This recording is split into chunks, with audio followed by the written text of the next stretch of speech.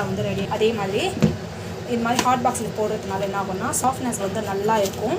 So இது afternoon வந்து லஞ்சுக்காக தான் பண்ணியிருக்குது. ஸோ இது வந்து பார்த்திங்கன்னா நம்ம வந்து என்னென்ன இதுக்கு வந்து சைட் டிஷ் என்னன்னு பார்த்தீங்கன்னாக்கா பேருங்காக்காய் பொரியல். நான் வந்து பார்த்திங்கன்னா ரொம்ப வந்து ஒரு திக்கான கன்சிஸ்டன்சியும் இல்லாமல் கொஞ்சம் கிரேவி மாதிரி வந்து பண்ணியிருக்கேன். இது வந்து டேஸ்ட் வந்து சூப்பராக இருக்கும்.